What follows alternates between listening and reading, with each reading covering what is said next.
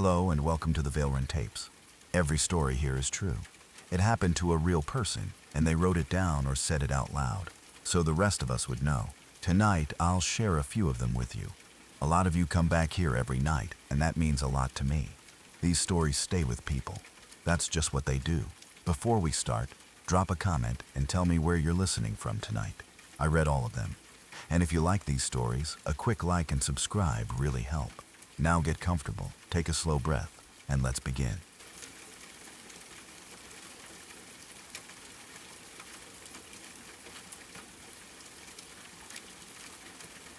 I was about 7 years old when this happened. It was more than 30 years ago now, but the memory has never really faded. There are plenty of things from that age that I barely remember at all. Whole school years blur together. I cannot tell you what I ate on most birthdays, what clothes I wore, or what I did on an ordinary weekend. But this one moment is still there. It is one of those memories that feels almost frozen. I was asleep in my bedroom one night when I suddenly woke up. I do not remember hearing anything first. No footsteps, no door opening, no voice calling my name. I simply opened my eyes. Someone was standing over my bed. At least, that is what I immediately believed. The figure looked tall from where I was lying. Although being 7 years old and looking upward from a bed probably made anything beside me seem taller than it really was. It was dressed in what looked like a dark, hooded robe. I could not see a face. That was the most disturbing part. Inside the hood, there were no features I could make out. No eyes, no mouth, no skin, nothing. It was just black. I could see the faint suggestion of fabric around the head, enough to give me the impression of a hood, but where a face should have been there was only darkness. I did not scream. For some reason, my first thought was that it might be my mother. Children do not always react to strange things the way adults imagine they would. My brain probably reached for the safest explanation available. Someone is standing beside my bed in the middle of the night. Who would normally do that? Mom, so I looked at the figure and said out loud, "Mom?" The figure did not answer. Instead, it reached toward me. I remember an open hand coming down and resting on the top of my head. Then, I fell asleep. That is the entire encounter. No chase. No screaming. No figure walking through a wall. No threatening words. The hand touched my head, and the next thing I remember is waking up in the morning. As soon as I got up, I asked my mother whether she had been in my room during the night. She told me no. She asked why I wanted to know. I did not tell her. I do not really know why. Maybe I was afraid she would think I had been dreaming. Maybe I did not know how to describe what I had seen. Maybe once I was standing in daylight, the entire thing felt too strange to say out loud, so I kept it to myself. But I never forgot it. For years afterward, I would occasionally think about the dark hood, the empty face, and the hand on my head. As I got older, I started attaching more meaning to it. Eventually, I developed this strange feeling that maybe what I had seen was death. Not necessarily a demon or a ghost. Death itself. I know how that sounds. If someone told me they woke up at 7 years old and saw a hooded figure standing beside the bed, I would immediately think about dreams, sleep paralysis, childhood imagination, or some image they had absorbed from television. The hooded figure is almost too perfect. It sounds like the Grim Reaper. Dark robe, hidden face, standing silently beside someone sleeping. The problem, at least in my own mind, was that I did not remember being exposed to that kind of imagery at the time. My parents were very careful about what I watched. I was not allowed to see horror films. They did not let me watch anything they thought was inappropriate or frightening. I was not spending nights watching supernatural movies or violent television. So for years, I wondered where my 7-year-old brain would have gotten the image. If I had watched a movie about a hooded figure earlier that week, it would be easy. Child sees scary image. Child dreams about scary image. Mystery solved. But I cannot connect the memory to anything like that. Still, children absorb imagery from far more places than parents realize. Books, cartoons, religious artwork, Halloween decorations, story illustrations, advertisements, older children talking, a picture seen for 5 seconds in a shop. Even if my parents kept horror movies away from me, that does not mean I had never encountered the general idea of a robed figure. Dark-hooded characters are common in stories that are not necessarily horror. Wizards, monks, villains, religious figures. Fairy tales. The image could have existed somewhere in my memory without me knowing where it came from. There is also a much simpler explanation. I may have been dreaming. More specifically, I may have partially woken while still experiencing dream imagery. People can have extremely vivid visual experiences during the transition between sleep and wakefulness. Sometimes they see a person standing in the room, sometimes a shadow, sometimes an animal, sometimes something much stranger. The important part is that the person experiencing it can feel completely awake. The bedroom looks real because it is real. The bed is real. The walls are real. The doorway is real. But the brain overlays something that is not actually there. A figure beside the bed is one of the most commonly described forms of this kind of experience. That explanation fits what happened to me remarkably well. I was asleep. I woke suddenly. I saw a figure. There was no conversation. There was a brief physical sensation. Then I fell asleep again immediately. In the morning, nobody else knew anything had happened. That is almost exactly the kind of sequence you would expect from a sleep-related hallucination or dream continuing into partial wakefulness. The hand on my head is especially interesting. At the time, I remember it as physical contact. An open palm. The figure reached down. Then sleep. But touch can also be part of dreaming. People dream that they are falling and feel their stomach drop. They dream that someone grabs them and feel pressure on their arm. They dream they are being touched and wake still feeling it for a moment. The brain can create convincing physical sensations without an external hand being present. Maybe I felt pressure from my pillow, blanket, hair, or my own hand. My dreaming mind interpreted the sensation as the figure touching my head. Or perhaps the image and sensation appeared together as part of one brief dream. That would explain why I fell asleep so quickly. If a genuinely unknown person had been standing over me in my room and placed a hand on my head, I would expect fear to wake me more fully. I might scream, pull away, run, call for my parents. Instead, I simply went back to sleep. That suggests I may never have been completely awake. At 7, I would not have understood the difference. I opened my eyes. I saw my bedroom. Therefore, I was awake. That is how I would have remembered it. There is another possibility that seems almost too ordinary. Maybe it actually was one of my parents. My mother said it was not her. I believe her. But perhaps my father checked on me during the night. Maybe another family member was in the house. Maybe I saw someone wearing dark clothing in extremely low light, and my memory later turned it into a hooded robe. If someone leaned over to check my temperature or touch my head, that could explain the hand. Then they left while I fell back asleep. By morning, maybe nobody even remembered doing it. Parents sometimes check on sleeping children automatically. But I do not remember asking my father.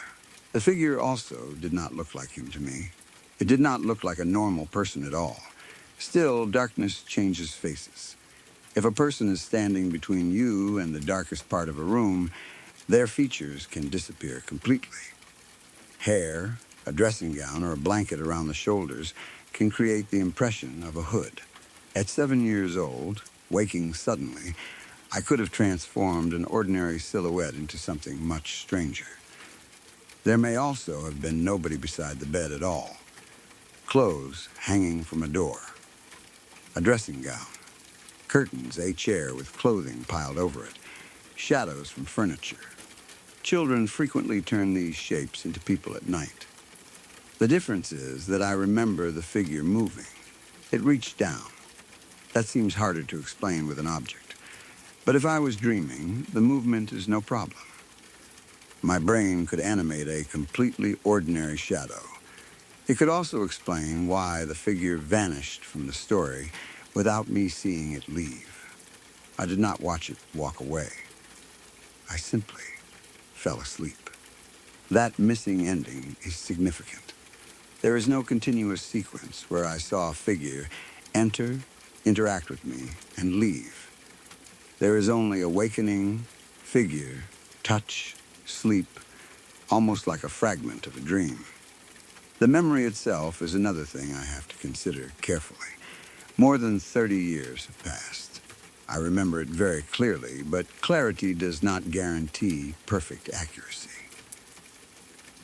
Some childhood memories stay vivid because they were emotionally powerful.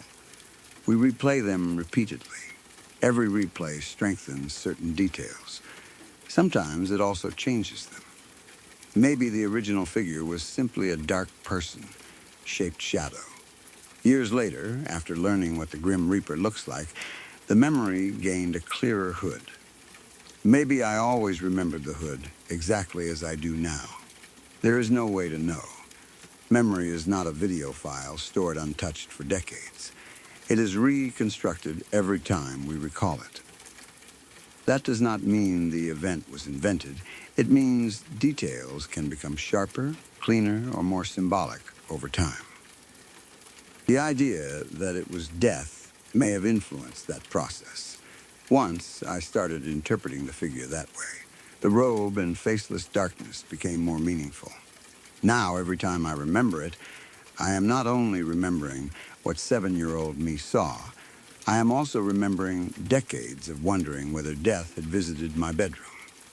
That changes the emotional weight. What is interesting, though, is that the figure did not actually behave in a threatening way. That is something I have thought about a lot. It did not grab me. It did not hurt me. It did not speak. It did not pull me out of bed. It put a hand on my head.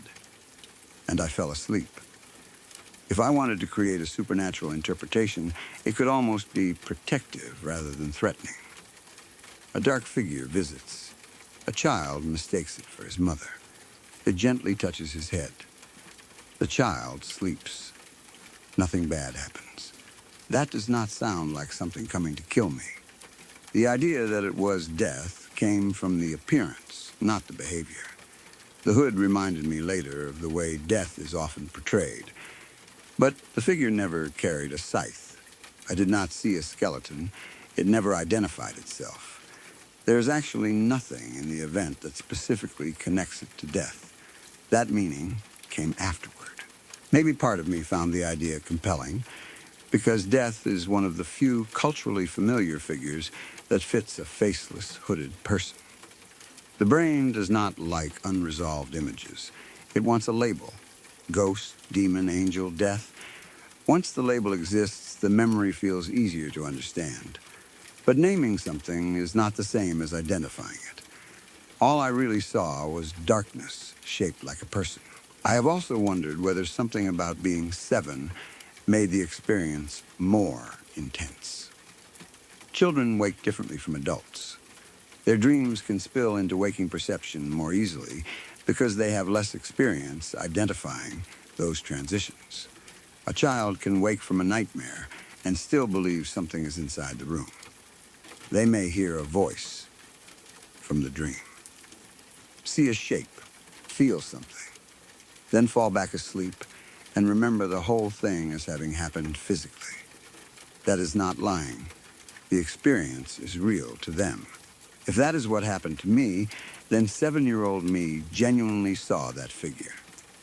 There just may not have been an external figure to see.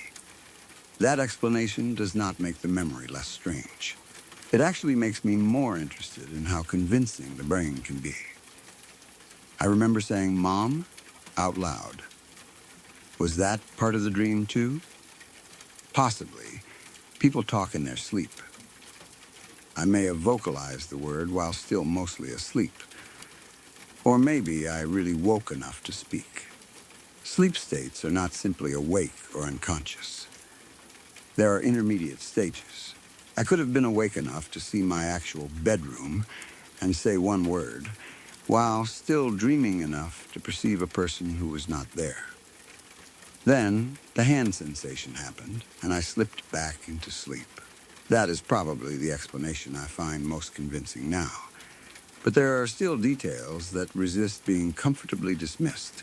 The figure seemed positioned correctly in the room. It was not floating. It was standing beside my bed. The hand seemed to come from where an arm should have been. The touch felt deliberate. And in the morning, the first thing I did was ask my mother if she had been there. That tells me the experience felt unusually real even after a full night's sleep. Children have nightmares constantly. Most are forgotten by breakfast. This one stayed. Maybe because it happened during a partial awakening rather than a normal dream. That would make sense. A dream experienced inside the real bedroom would feel completely different from a dream with an obviously fictional setting. The surrounding environment gives the hallucinated element credibility. Everything else is exactly where it should be. Only one thing is wrong. Someone is standing beside you. That is why so many sleep-related experiences become ghost stories. They happen in bedrooms. They happen at night. They involve figures. And the person feels awake. For centuries, people interpreted similar experiences according to whatever supernatural framework existed around them. Demons, witches, night hags, spirits, dead relatives, aliens, shadow people. The experience may be similar while the explanation changes with culture. My explanation became death. Maybe someone else would have called it an angel. Another person might call it a shadow figure. The visual experience itself does not tell us which, if any, is correct. I also think about why I never told my mother the full story. That feels strange now. She asked why I wanted to know whether she had been in my room. I had the perfect opportunity. I could have said, because someone was standing over my bed. I did not. Maybe part of me already suspected it had been a dream. Maybe I was embarrassed. Children can be strangely protective of experiences they do not understand. Sometimes saying something out loud makes it more real. Perhaps I did not want to hear an adult dismiss it.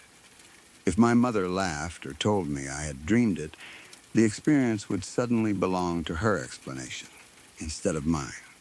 Keeping it secret allowed it to remain unresolved. I do not think I consciously reasoned that way at 7. But emotionally, that might have been part of it. The memory became mine. For decades, no one else witnessed it. No one else could confirm or deny it. My mother only confirmed that she had not been standing there. Everything beyond that remained between me and whatever I believed I saw.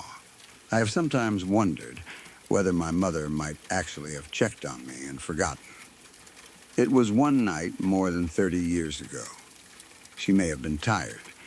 Maybe she came into my room half asleep, touched my forehead, and returned to bed. Then in the morning, when I asked, she genuinely did not remember.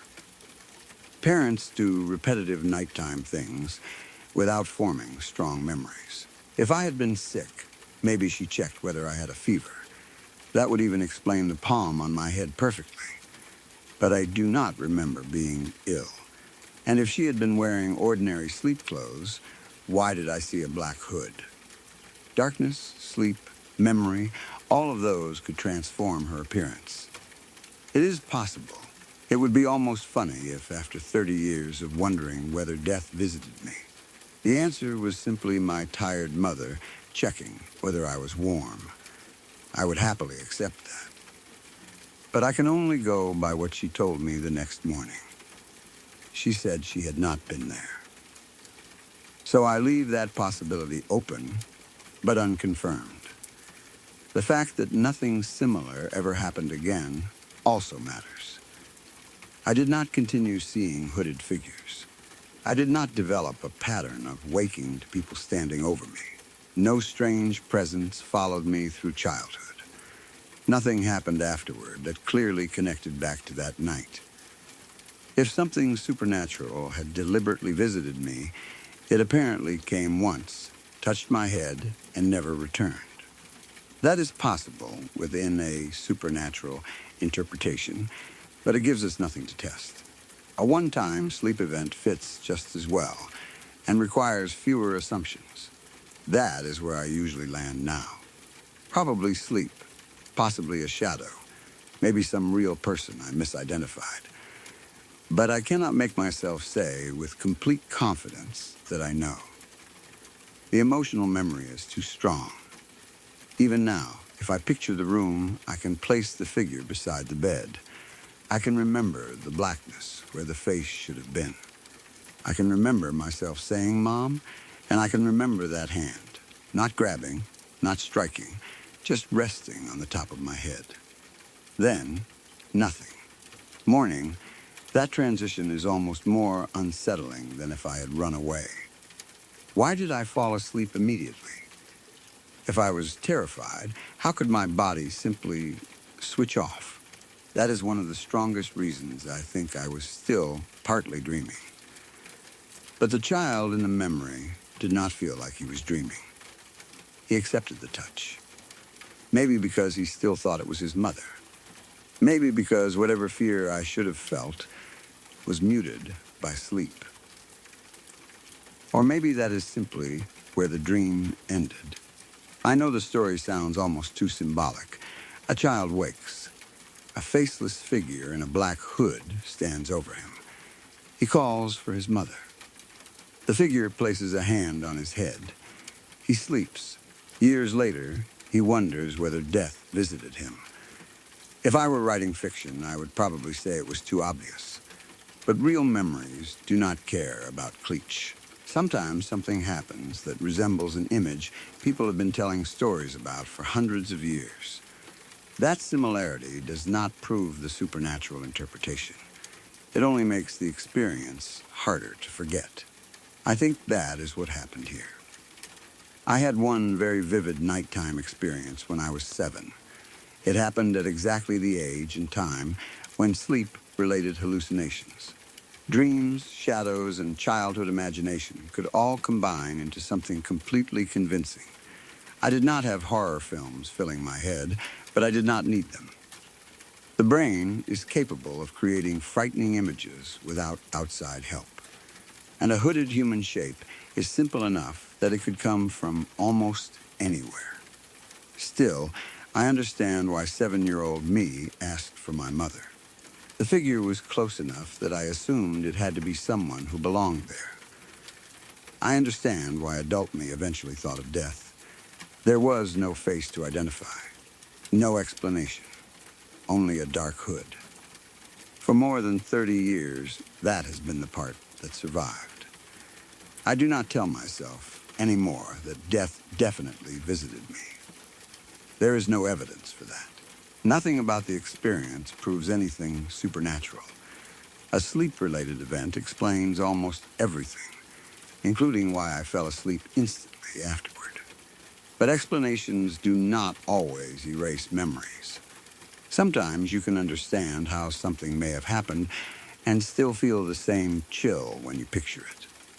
I still see myself at 7 years old opening my eyes in the dark. Someone is standing beside the bed. There is no face beneath the hood. I look up and say the safest word I know. "Mom?" The figure says nothing. It only reaches down, places an open hand gently on the top of my head, and everything goes dark again. The next morning, my mother told me she had never entered my room. And more than 30 years later, I still do not know who or what. I thought I was looking at before I fell back asleep.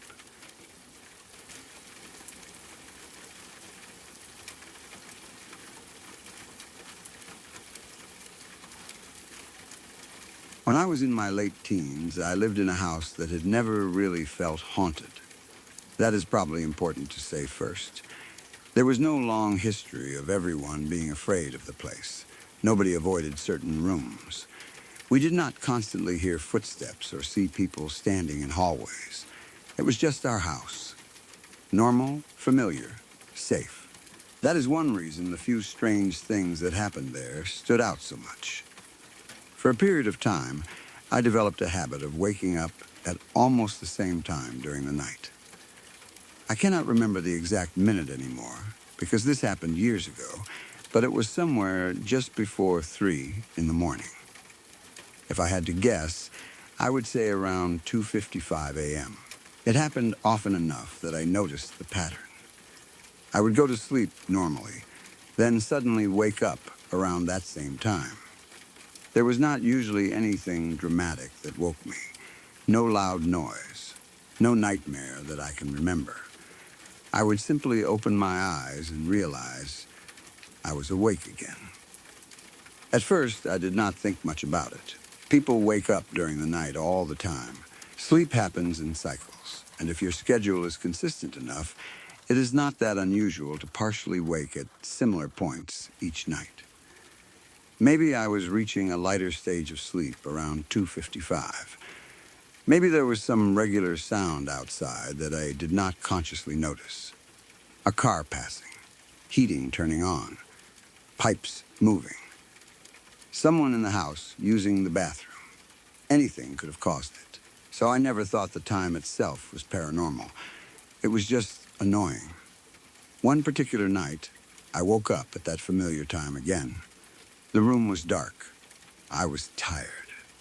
Normally, I probably would have rolled over and gone straight back to sleep, but for some reason, I turned my head toward my closet. I do not know why. Maybe I had heard something. Maybe I was simply changing sleeping position. Maybe my eyes just happened to land there. The closet door was closed when I had gone to bed. At least I believe it was. As I looked toward it, the door slowly began to open. Not violently. It did not slam. There was no sudden movement that made me jump. It just started moving. Slowly, the door opened farther and farther until there was a dark gap leading into the closet. I watched it happen. And strangely, I was not terrified. That is the part people seem to find almost as strange as the door itself. I did not scream. I did not turn on the light. I did not get out of bed and check the closet. I did not call for anyone. I basically looked at it and thought something like, huh. Then I went back to sleep. Looking back, I cannot really explain that reaction. If the same thing happened to me now, I think I would be much more alert. A closet door slowly opening by itself in a dark bedroom is almost designed to scare someone. But at the time, I was just tired. Maybe that is all it was. When you wake suddenly in the middle of the night, your emotional response can be muted. Your brain is not fully online yet. Something can happen that would frighten you during the day, and your half-asleep reaction is simply to accept it. The door did not make any loud, creaking sound. There was no scratching from inside, no eyes staring through the gap, no hand around the edge. Nothing stepped out. Maybe because there was no obvious threat, I did not interpret it as dangerous. Still, one detail has stayed with me, the darkness inside the closet. Even now, when I think back on that night, I remember how black it looked. Not just dark, it seemed darker than the rest of the room. The bedroom itself was obviously dark too, but I could still make out basic shapes. Furniture, walls, the outline of the closet door. Inside the closet, though, there was almost nothing. Just black. At the time, I did not think about it. Years later, that is one of the details that bothers me more. But there is a perfectly normal reason a closet can look much darker than the room around it.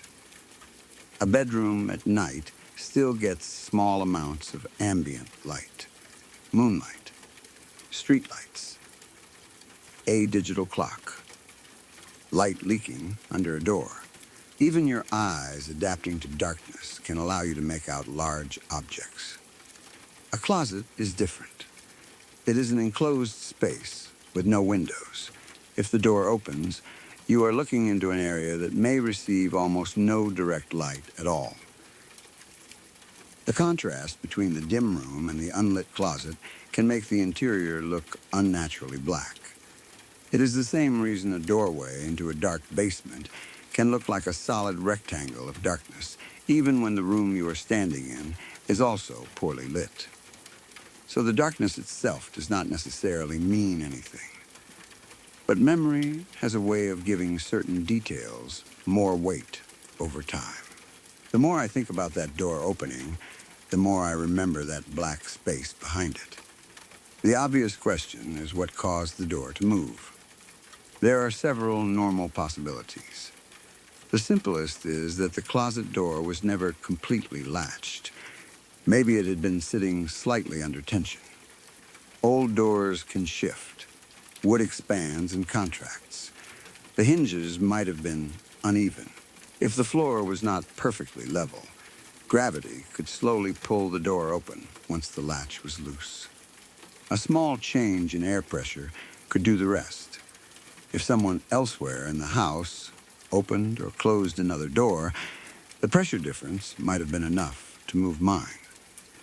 Heating or air conditioning systems can also create airflow through a room. Even a small current can move a lightweight interior door if it is balanced in the right position. Because I was lying still in a silent room, the motion would seem much more deliberate than it actually was. The lack of a creak also supports that. The hinges apparently moved smoothly. If something had physically pushed the door, I might expect exactly the same silent movement. But a door drifting open because of gravity or pressure would also be quiet. Another possibility is that I was not completely awake. That may be the strongest explanation. I had just awakened during the night at a time when my body was used to being asleep. The transition from dreaming to wakefulness is not always clean. People can see movement that is not there. They can see figures, doors, shadows, objects changing position. Sometimes the room itself is real, but one element is still part of a dream. If I opened my eyes while my brain was still partly asleep, I may have seen the closet door move, even if it remained still. Or maybe the door really was open already, and my sleepy brain interpreted the change in my gaze as the door slowly opening. That would also explain why I did not become afraid. Maybe some part of me still understood that I was dreaming, not consciously, but enough that my body did not react like there was a real threat. Then I simply fell asleep again. I did not get up in the morning and find some stranger hiding inside. Nothing in the closet had moved. Nothing else happened that night. If the event was connected to a sleep state, it ended exactly when I went back to sleep. That makes sense. The recurring waking time could also have contributed. Once you notice you are waking at roughly the same time every night, you begin paying attention to it. The clock becomes meaningful. Then, if something unusual happens during one of those awakenings, the time becomes part of the story. People often attach significance to waking around 3 in the morning because of supernatural folklore. But the body does not care about folklore. Sleep cycles can easily produce regular awakenings around the same hour. If I went to bed at roughly the same time every night, waking shortly before 3 could simply have been where one of my sleep cycles repeatedly ended. There may have been nothing mysterious about it at all. Still, when I tell people the story, they often find the time creepy. A door opening at 2:55 a.m. sounds worse than a door opening at 2:55 p.m. The darkness does a lot of the work. What makes the story stranger to me is that my brother also had an unexplained experience in the house. His involved a guitar. It happened in his bedroom, not mine. According to him, the guitar suddenly strummed by itself, not the sound of something lightly touching one string, a noticeable strum. There were no open windows. Nothing was leaning against the instrument. Nobody was standing beside it. As far as he could tell, there was no reason for the strings to move. That bothered him enough that he remembered it. A guitar making a sound on its own is not impossible, though strings are under tension. Temperature changes can make instruments shift slightly. Wood expands and contracts with humidity. A guitar leaning against something can settle. A string can slip at the nut or bridge. If the instrument is close to a speaker or another source of vibration, sympathetic resonance can make strings hum or ring. Sometimes one small movement of the instrument can cause several strings to sound together, creating something very similar to a strum. A loose object could also fall across the strings and then move somewhere less obvious. Again, the fact that nobody saw the exact cause leaves room for a lot of ordinary possibilities. But when two strange things happen in the same house, the human mind naturally connects them. My closet door opened, my brother's guitar strummed. Maybe there was something there. That is the paranormal version. The more grounded version is simply that houses are full of moving parts. Doors shift. Wooden instruments respond to temperature and tension. People wake during strange sleep states. Two unrelated events become a pattern because they are memorable. The hundreds of nights when neither thing happened are forgotten. That does not mean the incidents were imaginary. It just means they may not have shared a cause. My family has also had stories about being sensitive to supernatural things. Some relatives would probably say there is a kind of gift in the family, a stronger awareness, an ability to sense things other people miss. I have wondered about that too. Maybe whatever sensitivity earlier generations believed they had become weaker over time. Maybe my brother and I experienced only small traces of it. A door, a guitar, a feeling here and there. That idea is interesting, but I cannot really test it. There is no reliable way for me to measure whether I inherited a supernatural ability. Families also pass down stories, expectations, and ways of interpreting strange experiences. If several generations grow up hearing that certain relatives can sense ghosts, then unusual events are more likely to be remembered through that framework. A door opening becomes more significant. An unexplained noise becomes a presence. A vivid dream becomes a visitation. That does not mean anyone is lying. It only means beliefs can also be inherited in a cultural sense, not just abilities in a supernatural one. Maybe that is part of what happened in my family. We were more open to noticing strange things because older relatives had already given us language for them. At the same time, I do not remember being frightened before the closet incident. I was not lying there expecting a ghost. The house did not feel haunted. That matters to me because there was no strong suggestion immediately before the event. I simply woke up and saw the door open. Whatever interpretation came later, the experience itself was simple. That is probably why it never scared me as much as it scares other people when I tell them. For me, there was no dramatic buildup. I did not see a figure. There was no voice. Nothing attacked me. The closet door opened. I went back to sleep. End of story. Other people hear late teens, 2:55 a.m., closet door slowly opening, and pitch black darkness, and immediately imagine a horror scene. I understand why. If I watched that happen in a movie, I would expect something terrible to crawl out. But nothing did. Maybe that is exactly why I was able to ignore it. The event never completed the horror pattern. The door opened, but there was no reveal. No monster, no face, no second incident that night. Just darkness. Sometimes I wonder whether I would remember it at all if I had been more frightened. That sounds backward, but the lack of fear is part of what made the moment unusual. I remember thinking later that I should have been scared. Why wasn't I? Was I too tired? Was I still partly asleep? Did some part of me know there was nothing wrong? Or was the experience so strange that my brain simply did not process it until later?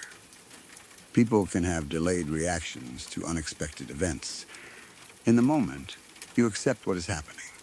Later, you think, wait, that made no sense. That may be what happened to me. The darkest closet detail also grew more unsettling later. When I was younger, it was simply darkness. As an adult, I remember it almost as a physical absence of light. But I have to be careful with that. Memory exaggerates contrast. If the closet interior was the darkest part of the room, that would naturally be the detail that survived. 30 years of retelling can turn very dark into the darkest darkness I've ever seen. That does not make the memory false. It just means the language becomes stronger because the emotional meaning becomes stronger. I do not want to claim the darkness itself was supernatural. It was a closet at night. Closets are dark. The guitar incident is similar. A stringed instrument making an unexplained sound is creepy because it resembles intentional action. A strum sounds like someone touched it.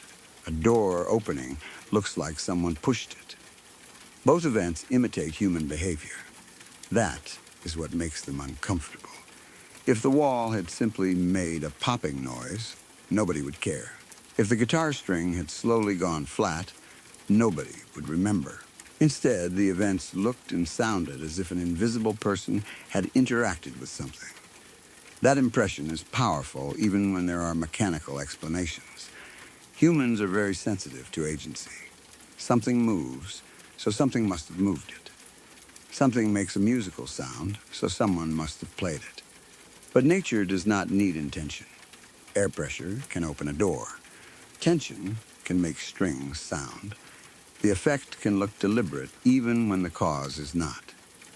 That is probably where I land now.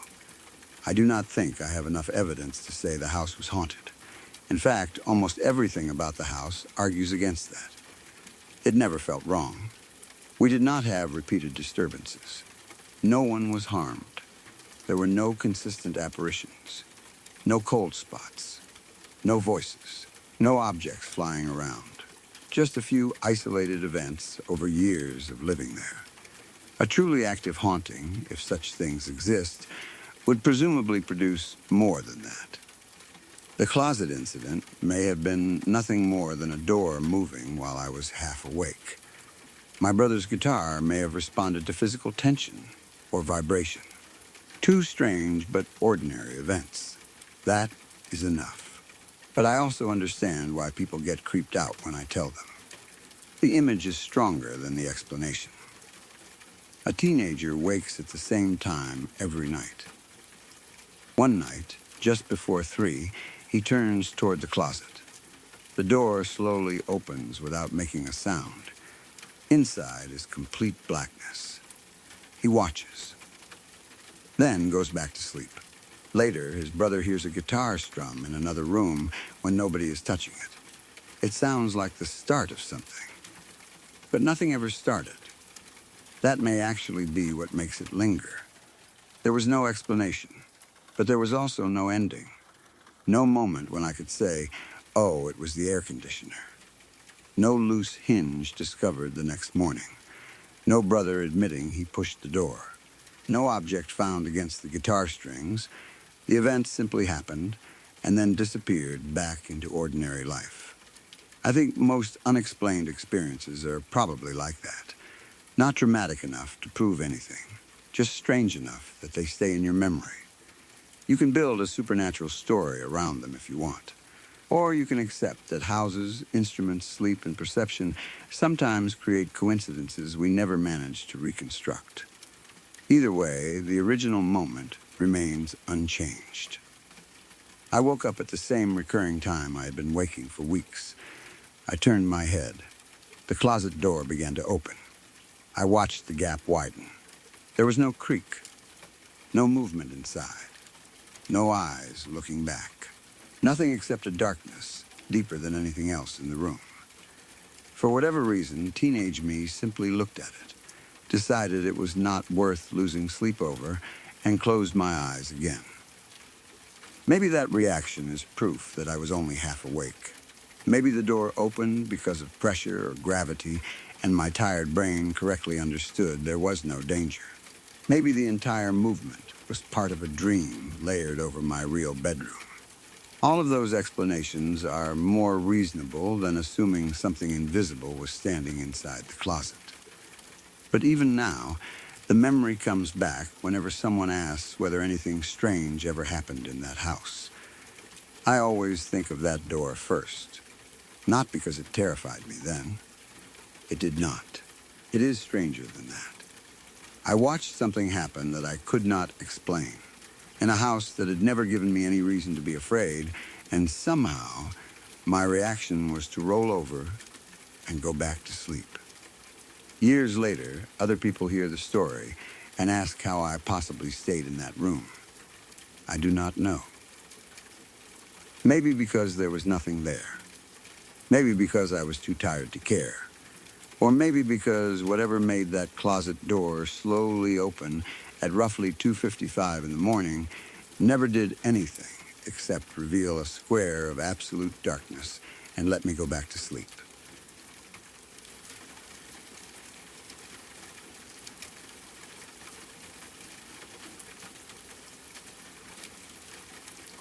I grew up in the mountains of East Tennessee, and if you spend enough time in places like that, you hear stories. There are old houses sitting deep in the woods where nobody seems to live anymore. Family graveyards hidden behind trees. Abandoned logging roads that split off from one another until you are no longer completely sure which direction leads back. Places where cell service disappears and the nearest paved road feels much farther away than it really is. The mountains are beautiful, but they can also feel strange, especially at night. People around where I grew up told all kinds of stories about what happened up there. Some said people went into the mountains to worship the devil. Others talked about cults gathering during full moons. There were stories about rituals, strange fires, people wearing robes, and groups meeting in places where nobody would bother them. I never knew how much of that was true. Most small towns have stories like that. One person sees some teenagers around a fire, and suddenly they are cultists. Someone finds candles or graffiti in an abandoned building, and the story grows. Then, someone else adds a detail. After a few years, nobody remembers where the original rumor came from. Most of the time, I assumed that was exactly what these stories were. Rumors. The mountains were used by all kinds of people. Hunters, off-road riders, teenagers looking for somewhere to drink, people dumping trash, couples wanting privacy, random people who just wanted to be somewhere nobody else was around. There were places near the top that you could really only reach comfortably in a four-wheel drive vehicle, ATV, or something similar. On weekends, especially when the weather was good, you could find people partying up there. Rednecks, high school kids, people with trucks and coolers. Bonfires were normal. I had partied on those mountains plenty of times myself. That is important because I was not going up there expecting some supernatural experience. To me, the mountain was familiar. Isolated, yes. Potentially dangerous if you were careless, yes. But not some forbidden place. When I was a senior in high school, my two brothers, a friend, and I decided to drive up there one evening. It was around the fall equinox. We were going through a bit of a hippie phase, so the idea of having a bonfire on the equinox sounded meaningful and fun. Mostly, though, we wanted to drink and hang out. There were 4 of us. We brought alcohol. We found one of the usual places where people had fires. Normally, especially on a good night, you might run into other groups somewhere on the mountain. That night, we seemed to have the area to ourselves. No other bonfires nearby. No loud music in the distance. No trucks pulling in. Just us. At first, that was perfect. We lit the fire. Started drinking. Talked. Did the usual stupid things teenagers do when they are somewhere their parents cannot see them. The place where we had the fire was near a wide grassy trail. That trail led toward an air traffic control beacon or aviation-related tower on government property. It was only about 100 yards away. You could see the structure from around the fire area, and up close it was actually pretty impressive. There was something strange about seeing a piece of modern equipment sitting out there in the darkness on top of a mountain. My younger brother decided to walk down the trail toward it. Nobody thought that was dangerous. It was only a short distance. The trail was open enough. We were right behind him. He had probably been gone less than a minute when we heard him yell. Not joking. Not calling us over to look at something. He sounded genuinely alarmed. What the fuck? Get the fuck off me! The 3 of us took off running. Whatever alcohol we had in us stopped mattering in that moment. We sprinted down the trail toward him. When we reached him, he was struggling with a man. That is the image that made the whole night feel unreal. The guy was wearing some kind of robe. I do not remember enough detail to tell you exactly what kind. Dark clothing, loose, something that, in the context of every story we had heard growing up, immediately looked wrong. My brother was trying to get away from him. The man seemed to have grabbed him or gotten hold of him somehow. I do not know what the man's intention was. That is something I want to be clear about. I did not hear him announce some ritual. I did not see an altar. I did not see a group of other people in robes. I never saw any proof he belonged to a cult. I saw a strange man in robe-like clothing physically struggling with my younger brother in the woods at night. That was enough. When the man saw the rest of us coming, he tried to get away. He turned as if he was going to run, but we were already on him. There were 4 of us. We were scared, angry, drunk, and convinced for those few seconds that this stranger had attacked my brother. We beat him badly. I am not proud of describing that part. At the time, it did not feel like some heroic fight. It was chaotic. Adrenaline took over. Once we started, it went much farther than simply pulling him away from my brother. By the end of it, the man was unconscious and badly injured. We left him there. That is what happened. For years, when we told the story, that was the part that made people stop believing us. 4 teenage guys go up a mountain on the fall equinox. They find some robed stranger grabbing one of them near a government beacon. Then the 4 of them beat the supposed Satanist unconscious and leave him in the woods. It sounds like a story invented by someone trying to look tough. I understand that. If 4 guys told me the same thing in a bar, I might assume half of it had been exaggerated. Maybe all of it. Especially because of the equinox, the robes, the mountain rumors. Everything lines up too perfectly. It sounds written. But the reality of the night did not feel cool. We were freaked out. The second we were away from the guy, the situation stopped feeling like a fight and started feeling like something none of us understood. Who was he? Why was he alone out there? Why was he dressed like that? How long had he been near us? Had he been watching our fire? Had he seen my brother leave the group and decided to approach him because he was alone? Or had my brother accidentally walked into something the man was doing? Those questions bothered us. The local stories came back immediately. Devil worshippers, cultists, full moons, rituals, people in robes. It was impossible not to think about them. But even now, I do not think it is fair to say we definitely found some kind of satanic cult member. There are too many ordinary possibilities. He could have been mentally unwell. He could have been intoxicated. He could have been homeless and staying somewhere on the mountain.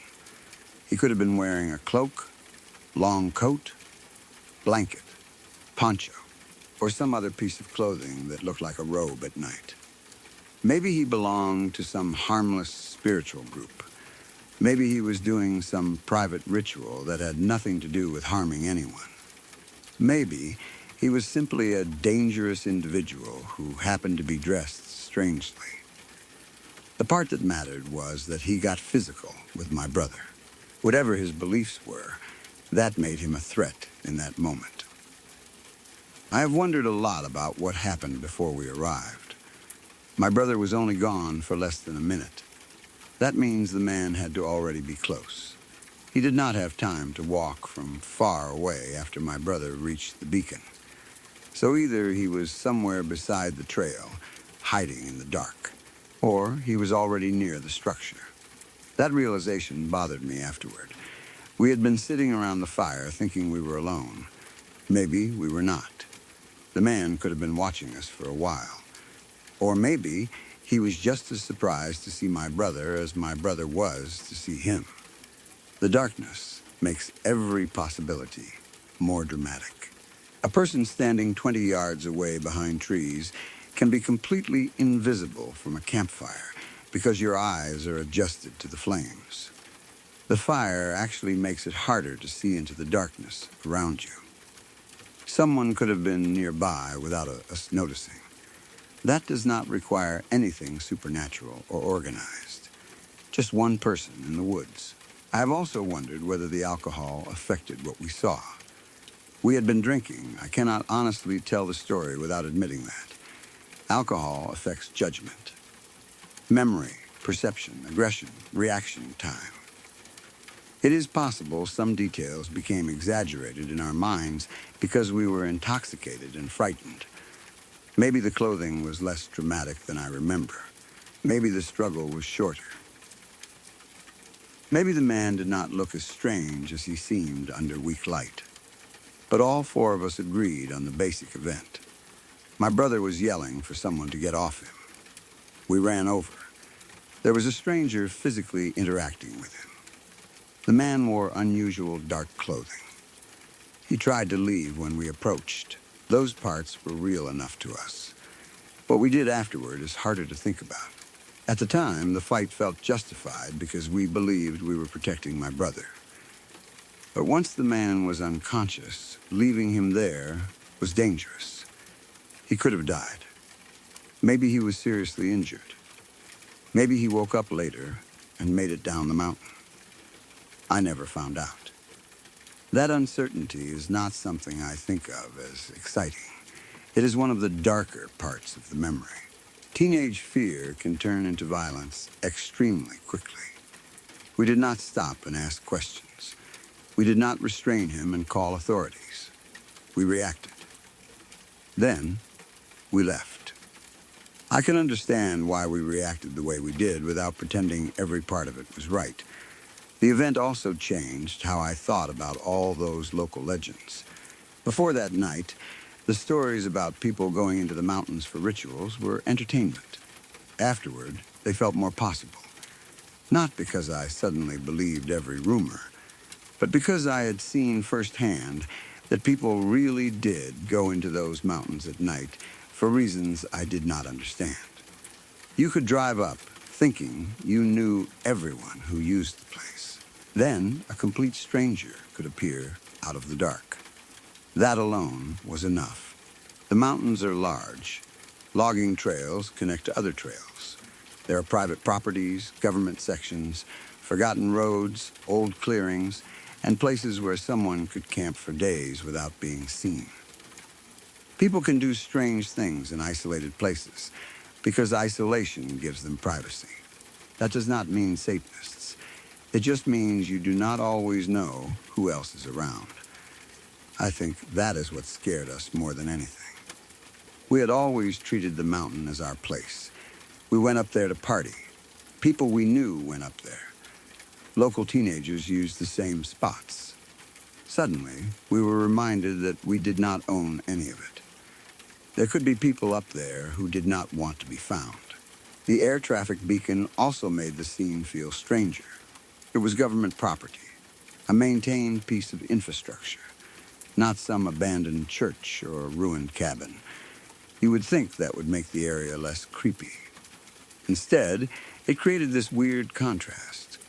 A modern beacon, a wide grass path, a bonfire 100 yards away, and some man dressed in what looked like a robe, physically struggling with a teenager in the dark. The whole thing felt disconnected from normal life. I have been back up that mountain since. It is called Hinch Mountain. Going back during daylight makes everything feel less dramatic. That happens with most places connected to frightening memories. The trail is just a trail. Trees are just trees. The distance to the beacon does not seem enormous. You start thinking maybe the whole event could have had a simple explanation. Maybe there was a nearby property we did not know about. Maybe someone lived close enough to walk there. Maybe the man was not some mysterious mountain cultist. Maybe he was just a local person doing something weird. Then, night comes, and you remember how little you can see beyond a fire. My younger brother still rides a quad around those trails sometimes. He is more cautious now. After something like that happens, it is hard not to be.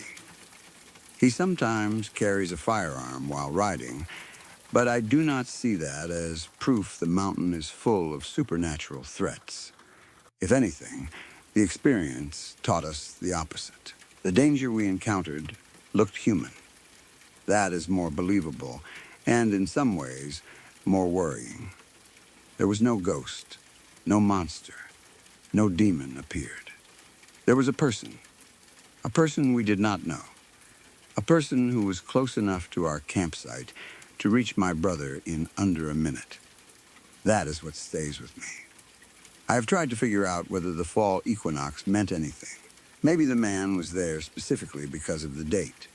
There are religious, pagan, and spiritual traditions that mark equinoxes. Some are completely harmless. Maybe he was doing something connected to that. Maybe the timing was pure coincidence. We were on the mountain that night because we thought celebrating the equinox was fun. Another person could have had the same idea for totally different reasons. The fact that we were both there does not prove anything sinister. The irony is that we probably looked strange too.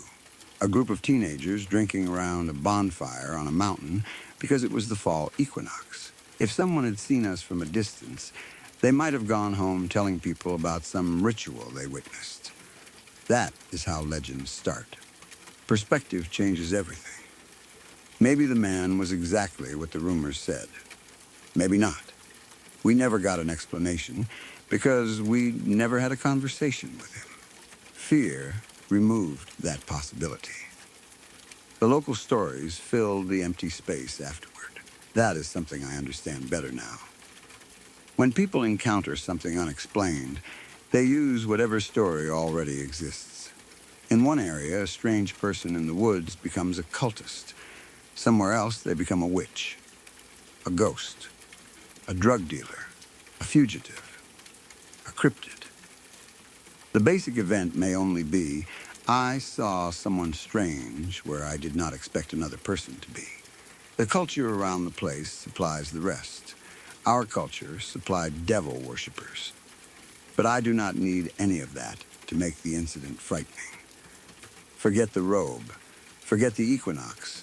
Forget the mountain legends. My younger brother walked away from our fire for less than a minute.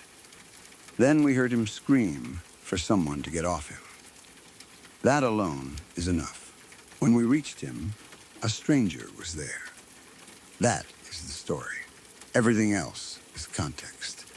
I still remember the rush of running down the trail. At first, I did not even know what I expected to find. Maybe my brother had fallen. Maybe someone was joking with him. Maybe an animal had scared him. Then I saw two human shapes struggling. There was a split second where my mind was trying to understand what I was looking at. Why is there another person here? Where did he come from? Why is he dressed like that? Then there was no more thinking. We moved. Afterward, the adrenaline took a long time to disappear. I remember all of us being much more aware of the darkness around the campsite. Every tree seemed capable of hiding another person. We had believed there was nobody else up there. That belief was gone. I do not remember seeing anyone else that night. No second robed figure. No group waiting in the forest. No chanting. No symbols. Nothing that supports the idea of an organized ritual. That is another reason I am careful with the Satanist label. One strangely dressed man is not a cult. Maybe the truth was far more ordinary. But ordinary does not necessarily mean safe. If a confused or aggressive person was wandering near remote campsites at night, that was dangerous enough. I sometimes wonder whether there was an innocent misunderstanding before the fight. Maybe my brother surprised him. Maybe the man reached for him in a way my brother interpreted as an attack. Maybe there was more verbal interaction in those few seconds than I know about. I only heard the end. Get the fuck off me. By the time I arrived, the physical struggle was already happening. From my perspective, the man was the aggressor. My brother has always described it that way too, but I did not see the very beginning. That is one of those uncomfortable limitations in the memory. We knew what we thought was happening. We reacted to that. We never learned his version. I doubt I ever will. The story followed us because it sounded unbelievable. People laughed. Some thought we were exaggerating. Some probably thought we made the whole thing up to sound hard. A few immediately connected it to the same cult stories we'd grown up hearing. Nobody had a real answer. For me, the event became less supernatural as I got older, not more. As a teenager, the robe and date seemed important. Now, the human behavior is what matters. Remote place. Alcohol. Poor visibility. A lone person nobody expected. A sudden confrontation. 4 scared teenagers reacting violently. You can explain the whole thing without anything occult. In fact, that explanation is probably more realistic, but I still cannot explain why that man was there. Maybe there is no satisfying answer. People go into mountains for strange reasons. Maybe he had his own camp. Maybe he was doing some private ceremony. Maybe he had been wandering for hours. Maybe he lived nearby. Maybe we stumbled into his space. Maybe he had been watching us. All possibilities. No proof. The one thing I am certain about is that our attitude toward that mountain changed that night. Before, the darkness felt empty. Afterward, it felt occupied. Not by ghosts, by people you might not know were there. That lesson stayed with me longer than any story about cults. If I go somewhere remote now, I understand that being far from civilization does not necessarily mean being alone. In fact, sometimes isolation attracts people specifically because they do not want witnesses. That does not mean everyone in the woods is dangerous. Most are not. But the assumption that nobody else is around can make you careless. We were careless. We were drinking. One of us walked off alone. The beacon was only 100 yards away, but in darkness there was enough separation for something to happen. We were lucky we heard him. That thought bothers me. If the music had been louder, or if we had been shouting around the fire, maybe we would not have heard my brother immediately. If he had walked farther. If the wind had been different. Who knows? Maybe the stranger would have run away on his own. Maybe nothing worse would have happened. But we did hear him. And the second his voice changed from casual to genuinely afraid, we knew something was wrong. I do not think of that night as proof of devil worshippers in East Tennessee. I do not think the fall equinox opened some door. I do not think the robe proves anything. Those are the parts that make the story sound unbelievable. The basic event is much simpler. 4 teenagers went up Hinch Mountain to drink around a bonfire. One walked toward an aviation beacon. Less than a minute later, he screamed for someone to get off him. The other 3 ran over and found a stranger struggling with him. That stranger happened to be dressed in something that looked like a robe. We reacted badly and violently. Then, we left without ever learning who he was. Years later, I have no interest in turning it into a tough guy story. It did not feel tough. It felt frightening. It felt like the mountain had suddenly reminded us how isolated we actually were. We had grown up hearing stories about strange people using those trails at night, and until then, I had always thought they were mostly small-town bullshit. Maybe they were. One unexplained man does not prove the stories. But I understand now how stories like that begin. Someone sees something they cannot explain. Someone else adds a detail. Years later, the stranger becomes a cultist, and the dark clothing becomes ceremonial robes. Maybe that happened to our story, too. So, I try to stick to what I remember. A dark robe-like outfit. A man we did not know. My brother shouting. The struggle. The sudden realization that there had been someone else near our campsite when we thought the mountain was empty. That is enough for me. My brother still goes up there sometimes. I have gone back too. Nothing else like it has happened. No strange gatherings, no robed figures standing beside the trails, no ritual fires, just the same mountain. That should make the memory easier. Mostly, it does. But whenever I think about that night, I remember one thing before everything else. My little brother had only been gone for less than a minute. We were still sitting beside the fire, drinking and talking, convinced nobody else was anywhere near us. Then, his voice came out of the darkness. What the fuck? Get the fuck off me. And by the time we reached him, there was already a stranger standing on that supposedly empty mountain with his hands on my brother.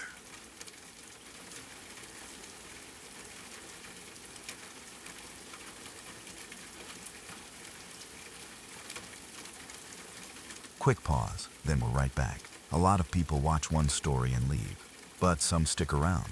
They hit subscribe and come back every night. If you want to be one of them, the button's right there. Turn on the bell too, so you never miss a new one. That's it. Let's get back to the story.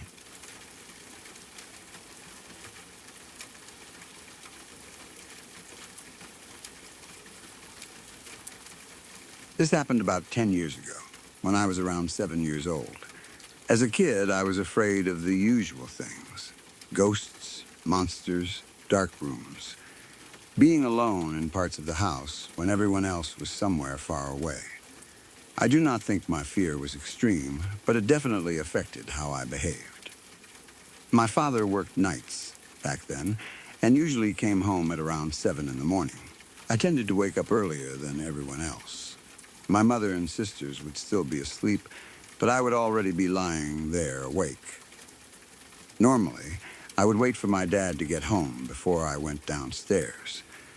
I was too nervous to start moving through the house by myself while everyone else was sleeping. Once I heard my dad come in, I felt safe.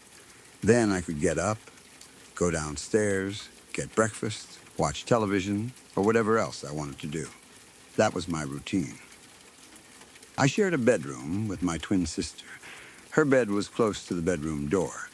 Mine was more toward the middle of the room, roughly 10 feet away. One morning, I woke up early, as usual.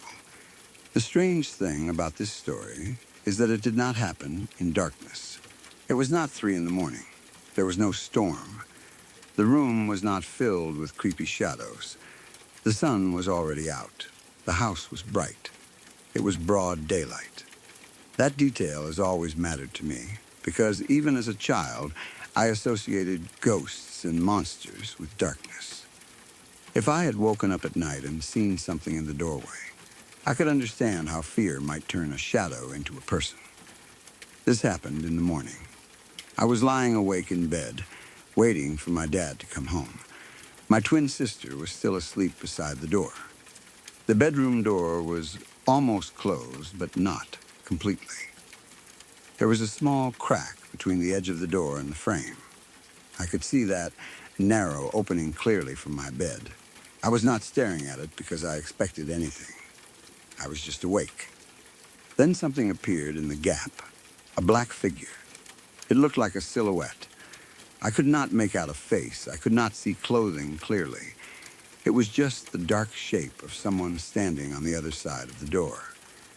At first, I probably froze because I did not understand who I was looking at. Then it spoke. It said, "No body, no fear," slowly, in a low, raspy voice. Then again, "No body, no fear." And a third time, "No body, no fear." The whole thing lasted maybe 10 seconds. That was all. The figures stood there in the crack of the door and repeated that phrase while my twin sister slept only a couple of feet away. I was farther across the room watching it. I remember being terrified. Whatever calm or helpful meaning the words might have had was completely lost on 7-year-old me. A black silhouette had appeared outside my bedroom and started speaking in a rough voice. There was no part of me thinking, "Oh, this must be friendly advice." I was thinking something was in the house. Then the figure moved away. It did not rush into the room. It did not open the door. It did not touch my sister. It did not come toward me. It simply walked away from the gap and disappeared from view. I stayed in bed. I did not get up and follow it. I did not open the door to see where it went. There was absolutely no chance of that happening. I pulled the covers over myself and waited. The fact that the house was bright did not make me feel safer anymore. I remember waiting for my father to come home because that was the one thing I already relied on every morning. Once Dad was there, the house felt normal again. Eventually, he came home. I told him what had happened. I expected him to be confused, and he was. But he did not simply laugh at me. He listened. From what I remember, he basically agreed that it was strange. That helped, because I did not feel as though I had to convince him that I was scared. I told the rest of my family eventually, too. Nobody ever gave me an explanation that completely settled it. Years later, I started wondering whether the figure might somehow have been my grandfather on my father's side. He had died before I was born. He died from lung cancer after smoking. Because the voice I heard was raspy, I wondered whether that could explain it. Maybe if there was such a thing as a spirit visiting someone, the damage from his illness somehow carried over into the way he sounded. But there is an obvious problem with that theory. From everything I have heard about my grandfather, he was soft-spoken and gentle, and apparently his voice was not especially raspy. So even that connection does not fit perfectly. I never saw a face. The figure never identified itself. It never said my grandfather's name. It never said it was related to me. The idea that it was him came from me years later while trying to make sense of what I remembered. I think it is important to separate those things. What I remember experiencing was a dark human-shaped figure in the doorway saying a phrase 3 times. The idea that it was my grandfather is an interpretation. Still, the phrase itself has stayed with me. No body, no fear. For years, I have wondered what that was supposed to mean. At 7, I heard nobody, no fear. Maybe it meant that if there was nobody there was nothing to fear. That would actually make sense, considering how frightened I always was of being alone. Maybe the message was something like, "There is no one here." You do not need to be afraid. If that was the intention, it failed spectacularly. Having a shadowy figure appear in my doorway to explain that nobody was there is probably the least effective way imaginable to reassure a frightened child. But there is another possible interpretation. Maybe the words were not nobody, no fear. Maybe they were no body, no fear. As in, without a body, there is no fear.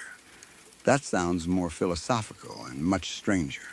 Maybe the idea was that fear belongs to the physical body. No body means no fear.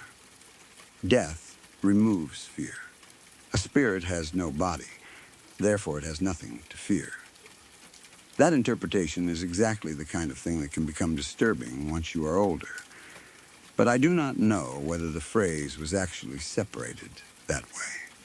Spoken aloud, nobody and no body sound almost identical. A 7-year-old would not necessarily know the difference. Maybe the figures simply said nobody, no fear. Maybe it said something else similar, and my childhood brain turned it into the phrase I remember. That is another possibility. Memory from childhood can be vivid without being perfectly exact. The fact that I remember this event clearly does not mean every syllable survived unchanged for 10 years. I have replayed the phrase countless times. Every repetition strengthens the current version. It is possible the original words were slightly different, but the rhythm is what has always stayed with me. Slow, raspy, 3 times. No body, no fear. The phrase almost sounds like something meant to calm someone. That is one reason I never remember the figure as openly threatening.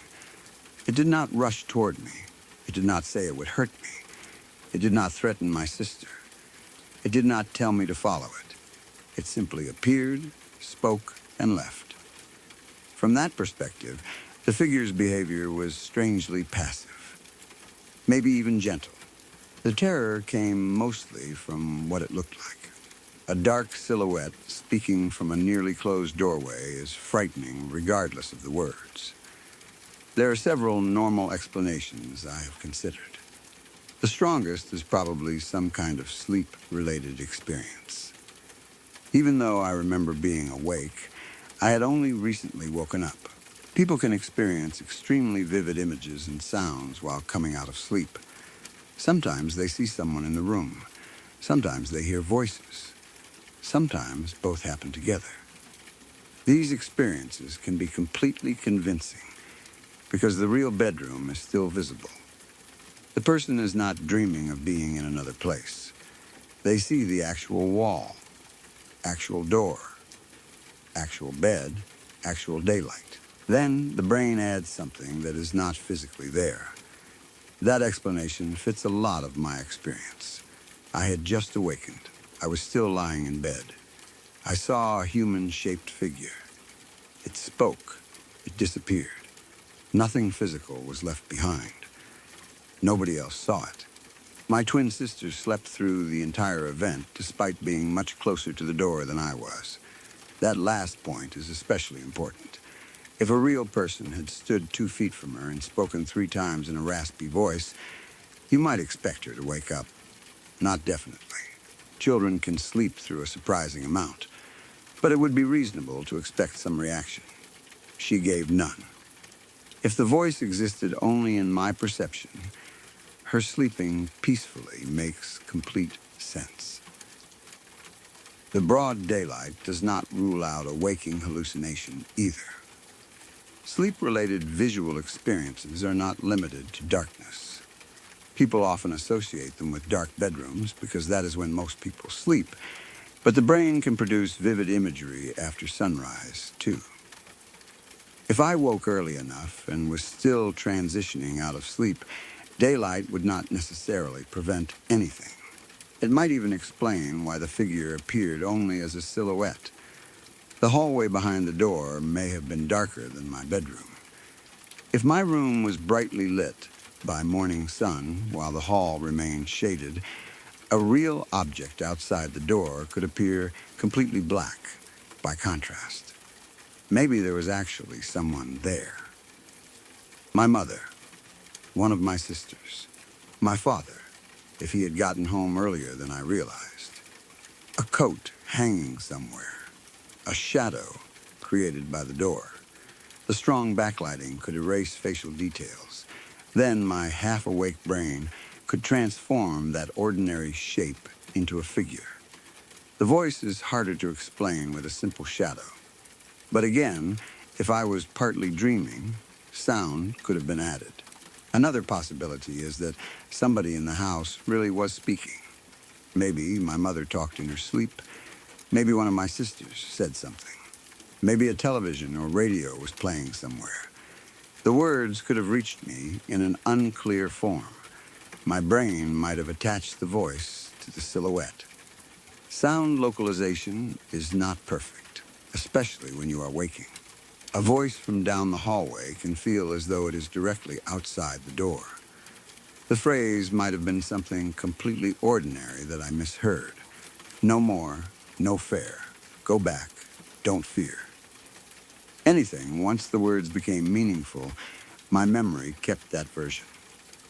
There is also the possibility that I had dreamed the entire encounter and only believed I was awake. False awakenings can be incredibly realistic. You dream that you are lying in your own bed. The room looks correct. The door is where it should be. Your sibling is sleeping nearby. Something unusual happens. Then later you wake for real, without realizing there were two separate awakenings. The dream becomes stored as something that happened in the actual room. If that happened to me, everything is explained. But there is one detail that makes me hesitate. I remember staying awake afterward and waiting for my dad to get home. I remember telling him relatively soon after. That makes the experience feel connected to a continuous morning rather than a normal dream. Still, dreams can blend into waking memories. Maybe I did wake immediately after the figure disappeared and then waited. Over time, the dream and waking period became one sequence. That is completely possible. My childhood fear of being alone may also have influenced what I saw. I was already the kind of child who did not want to go downstairs until my father came home. That tells me I was anxious during those early mornings. Even though the house was bright, I still did not feel comfortable being the only person awake. My brain was probably more alert to possible threats. The small crack in the door would naturally draw attention. If a shadow passed through it, I might notice immediately. A frightened brain is excellent at finding human shapes. We are wired to recognize faces and bodies using surprisingly little information. A vertical dark patch becomes a person. A coat becomes someone standing still. Movement in a hallway becomes someone approaching. At 7 years old, that system may have been even more influenced by imagination. But none of that means I made the experience up. If my brain produced the figure, I still genuinely saw it. That distinction matters. Children who see something during a sleep transition are not lying when they say there was someone in the room. Their perception told them there was. That is why the memory can remain so strong. The experience was real, even if the figure was not externally present. I think my father's response helped preserve the memory, too. He did not tell me I was stupid. He did not mock me. He seemed confused and accepted that something strange had happened from my perspective. That allowed me to keep thinking about it without immediately replacing it with an adult explanation. Maybe if he had said, "You were dreaming," I would have eventually accepted that and forgotten the whole thing. Instead, there was no resolution. So I kept the question. Who was that? What did it mean? Years later, the grandfather idea filled some of that space. I liked the possibility that if something had appeared, maybe it was family. Maybe someone who had died before I was born still knew I existed. Maybe he somehow knew I was a frightened child and wanted to tell me not to be afraid. There is something comforting about that version. The phrase becomes advice rather than a threat. My grandfather, passing through, sees his grandson lying awake, afraid to move through the house alone. He stops. No body, no fear. Then leaves. That is almost gentle. But I have no evidence that this is what happened. It is a story built around love, family, and a mystery. And the raspy voice being connected to lung cancer is especially speculative. Illness affecting a person's physical body would not necessarily make sense for a spirit anyway, assuming spirits exist. If there is no physical throat, why would lung damage matter? The theory creates more questions than it answers. So I do not claim it was him. I only understand why my mind went there. There is also something interesting about the wording if it was meant as advice. I spent a lot of childhood being afraid of things that were not physically there. Ghosts, monsters, empty floors of the house, dark rooms. Maybe nobody, no fear could mean exactly what a parent might tell a frightened child. There is nobody there. There is nothing to fear. The contradiction is that the advice came from what looked exactly like the thing I was afraid of. That almost makes the encounter darkly funny now. It is like someone dressing as a monster to tell a kid monsters are not real. No wonder it had the opposite effect. But perhaps my own fear created both the messenger and the message. That possibility actually makes psychological sense. Part of my mind was afraid. Another part knew the house was safe. Maybe the dreamlike figure was a way for those two ideas to interact. A frightening shape appears. It says not to fear. The mind is essentially telling itself that the scary things have no body. They are not real. No body, no fear. That interpretation does not require anything supernatural. It could be a child's brain trying to process a recurring anxiety. During the day, I knew there was nothing downstairs. At night or early morning, I still felt afraid. Maybe my sleeping brain produced a message using exactly that conflict. Fear has no body. There is nobody there. Therefore, do not fear. I find that interpretation more interesting now than the idea of some random ghost trying to frighten me. If the event was a dream, maybe it was not a nightmare. Maybe it was actually an attempt at reassurance that simply used terrifying imagery. Dreams are bad at subtlety. There is another possibility I have considered. Maybe the figure was an actual person outside the bedroom. Someone in the family could have gotten up without me noticing. If they were standing in the hallway with the light behind them, I might see only a silhouette. Maybe they said something softly, then walked away. My sister remained asleep. The whole event would be ordinary. The problem is that nobody ever admitted doing it. And the phrase was so strange. Why would my mother or another family member stand outside my door and repeat no body, no fear 3 times? I cannot think of a reason. My father was supposed to be at work until around 7. If he had come home early, perhaps I might not have known. But I told him afterward, and he was confused. So unless someone was playing a very strange prank on a 7-year-old, I do not find the real person explanation especially strong. I have also wondered about the alarm system. We had one, and as far as I know, nobody broke into the house. There was no sign of an intruder. That rules out the most frightening ordinary possibility. If some stranger had been inside, there would likely have been some indication.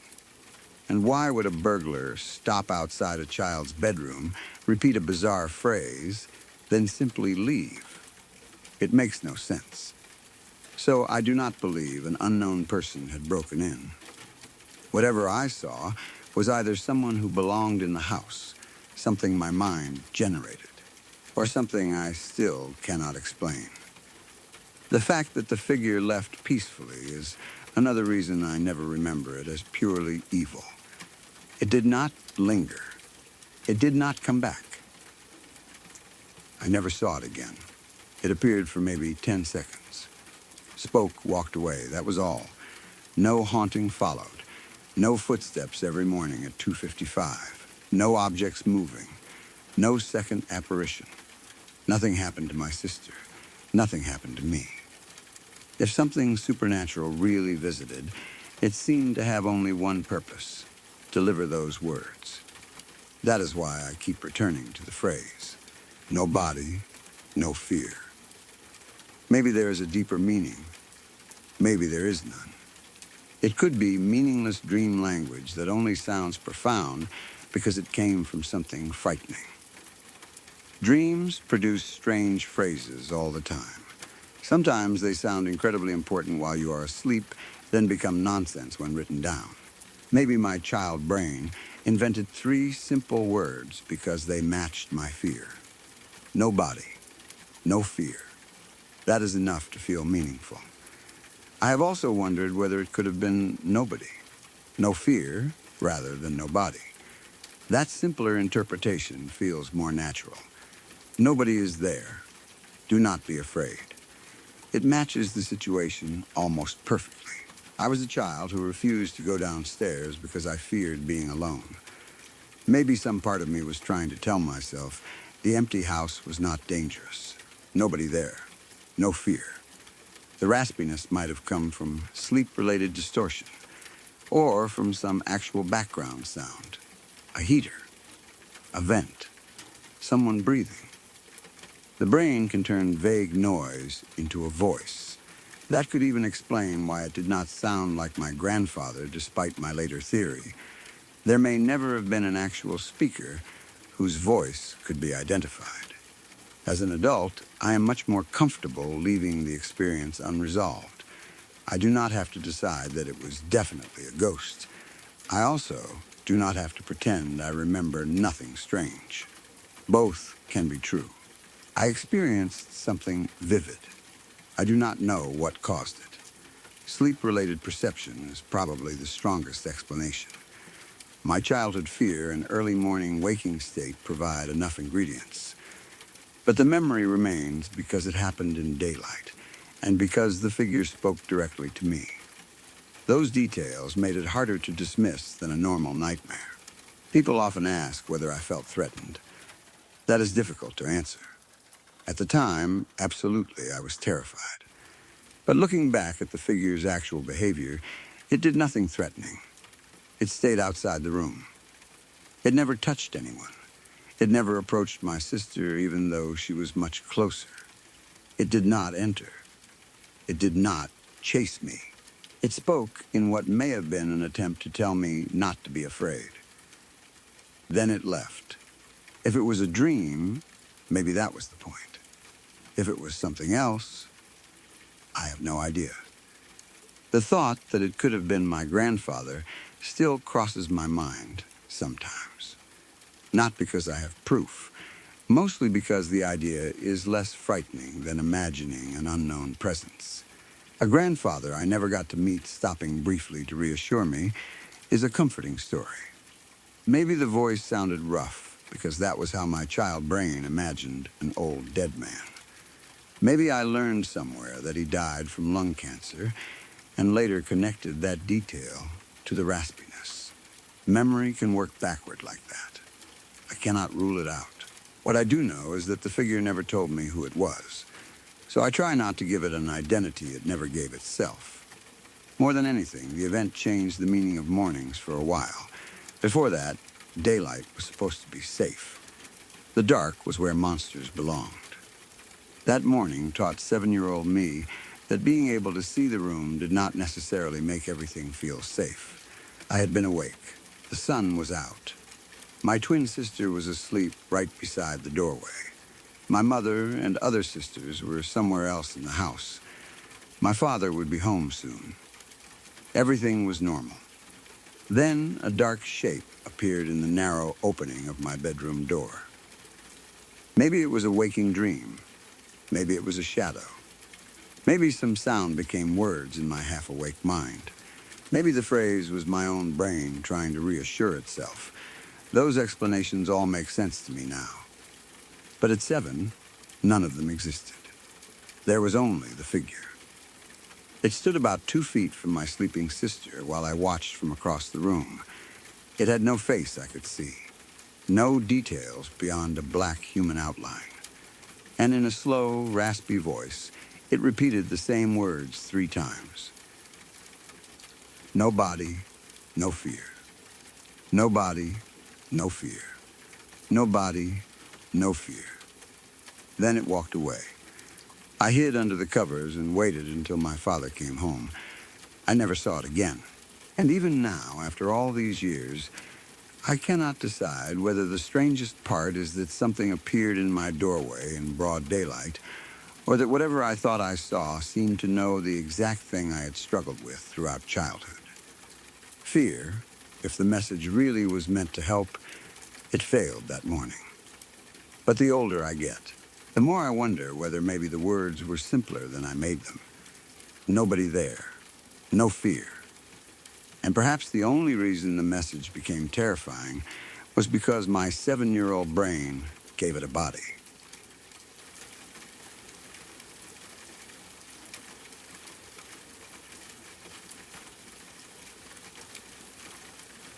I was around 14 or 15 when this happened. At the time, I still lived at home with my family, and on Sundays, they would usually go to church. There were times when I stayed behind. By then, I was old enough to be home alone without anyone really worrying about me, and under normal circumstances, I liked having the house to myself. It was quiet. I could watch whatever I wanted, sit in the living room, use the computer, or just enjoy not having younger siblings running around. But for a while, before this particular Sunday, I had started noticing small things whenever I was alone. Nothing dramatic. Nothing I could point to and say, absolutely, something paranormal is happening here. It was more like a collection of moments that felt strange enough to notice, but still had normal explanations. A noise from another room, something seeming slightly out of place. The feeling that I heard movement when nobody else was home. Little things like that. Every time something happened, I tried to explain it away. Old houses make noises. Electronics malfunction. You hear neighbors. You think you see movement out of the corner of your eye. When you know you are alone, you become more aware of every sound. So even though some of those moments made me uncomfortable, I never really considered them proof of anything. I was not the kind of person who wanted to believe every unexplained noise was a ghost. Actually, that probably made what happened that Sunday more difficult for me. My family had gone to church, and I was sitting alone in the living room. It was daytime. Nothing about the house felt particularly creepy. I was just sitting there when one of my little brother's toys suddenly started making noise. The toy was somewhere in front of me. I remember it as one of those toys that normally had to be physically squeezed or pressed to activate. It was not something that should simply start playing on its own without being touched. But it did. I looked at it. My first reaction was not terror. I thought about the batteries. Maybe they were dying. Old batteries can make electronic toys behave strangely. Buttons get stuck. Contacts corrode. Plastic switches wear out. Maybe something inside had shifted just enough to complete the circuit. Children's toys are not exactly precision equipment. So even though it was odd, I tried to dismiss it. Faulty toy. Nothing more. Then, while I was still looking in that direction, I thought I saw something move down the hallway.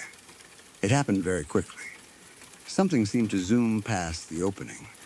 I did not get a clear look at a person. No face, no clothes, nothing I could describe.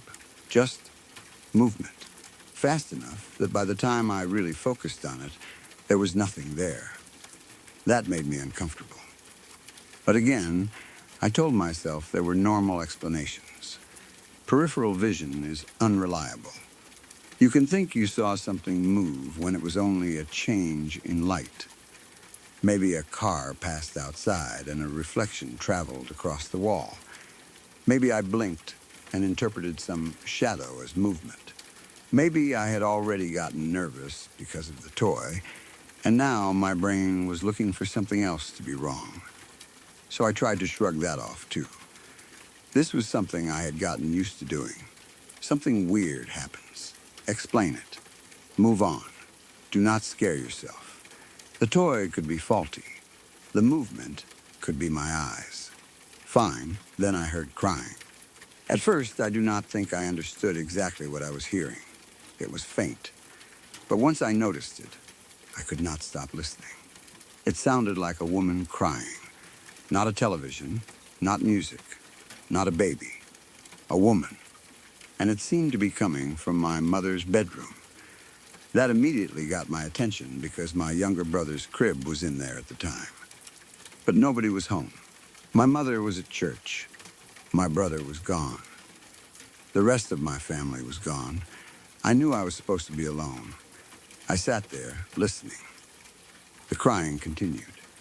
I started trying to find another explanation. Maybe it was outside. A neighbor. A television in another house. Someone walking past. Sound can travel strangely between houses, especially when windows are open.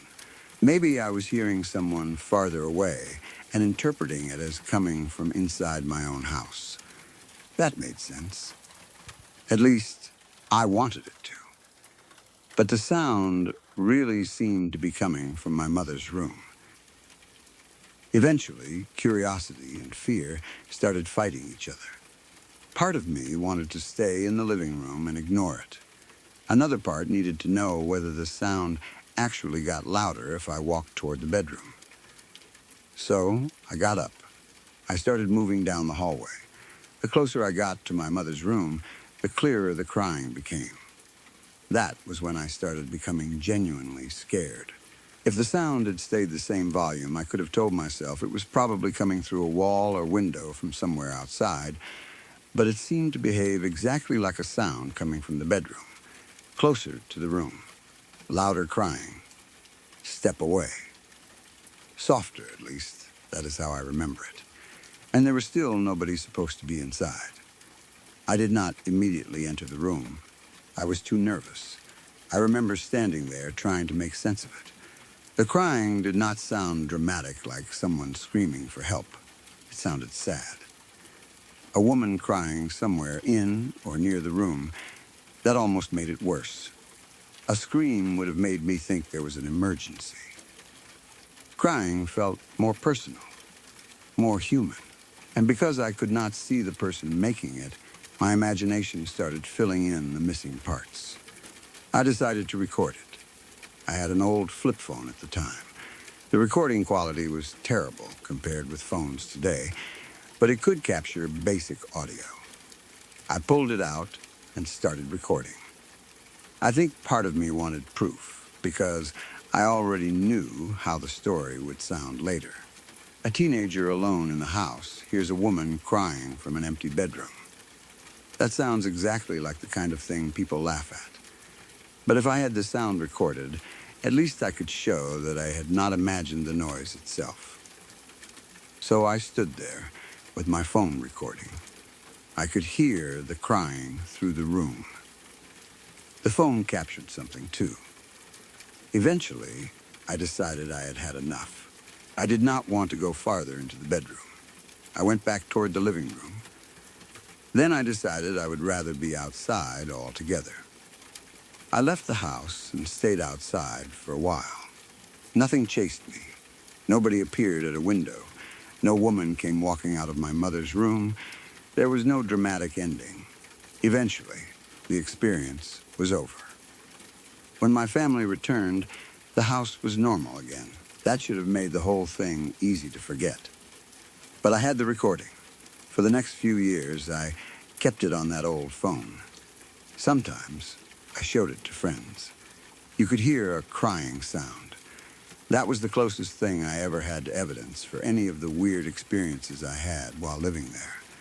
The problem was that the recording did not prove what I wanted it to prove. It proved there had been a sound. That was all. If you listened to it without knowing the story, you could easily say it was a neighbor, someone outside, a television, another phone, maybe even somebody deliberately making the sound. There was nothing in the recording that proved an invisible woman had been crying in my mother's room. And because the phone microphone was poor, the sound probably lost a lot of the qualities that had made it so unsettling in person. Direction is one of those things microphones often fail to capture well. When I was standing in the hallway, I could hear where it seemed to be coming from. On the recording, it was just crying. So showing people the clip sometimes made me feel more embarrassed instead of more believed. Friends would ask me to tell other people the story. Sometimes they thought it was creepy. Sometimes people laughed. And I never really liked telling it to strangers because I am generally skeptical when other people tell me ghost stories. That creates an awkward situation. If someone says they saw a ghost, part of me immediately thinks there is probably another explanation. Then I have my own story that sounds exactly like the stories I normally doubt. I understand why people do not believe it. If I had not been there, I might not believe it either. The toy itself can be explained fairly easily. Electronic toys can activate without being touched. A pressure switch can stick. The plastic can contract with temperature. A nearly dead battery can create unpredictable behavior. A corroded contact can connect intermittently. Sometimes a toy that appears to require squeezing actually has a sensor that can be triggered by movement or vibration. Maybe the floor moved slightly when I walked. Maybe something inside the toy released after being compressed earlier. There are dozens of possible explanations. The fact that it happened while I was alone made it memorable. If my brother had been sitting beside me, I probably would have assumed he touched it. Because nobody else was home, the same malfunction felt strange. The movement in the hallway is even easier to question. Peripheral vision is built to detect motion. That is useful for survival, but it also means we sometimes detect movement where there is none. A shadow changing. A curtain moving. A reflection. A car passing outside. A bird crossing a window. Something tiny can create the impression of a human-sized object moving through a doorway. And because it happened so quickly, I never got enough visual information to identify it. I only had the feeling that something moved. Once I was already unsettled by the toy, my brain may have been more likely to interpret a normal visual change as something crossing the hall. The crying is harder. Not impossible, just harder. Sound localization inside houses can be terrible. Walls, vents, pipes, hallways, and windows all redirect sound. A person outside can sound like they are in another room. A television from a neighboring house can travel through an open window. Someone crying in a backyard could be reflected between buildings. If my mother's room happened to be on the side of the house closest to the source, the crying would naturally become louder as I walked toward it. That would create exactly the effect I remember. It would not require anyone to be inside the bedroom. Maybe a neighbor really was upset that morning. That is probably one of the strongest ordinary explanations. There is also the possibility of an animal. Some animals make sounds that are disturbingly human. Cats can sound like babies or people crying. Foxes can produce screams that sound almost impossible if you do not know what they are. Certain birds can imitate human-like sounds. If an animal was outside near my mother's window, the room could have acted like a speaker box.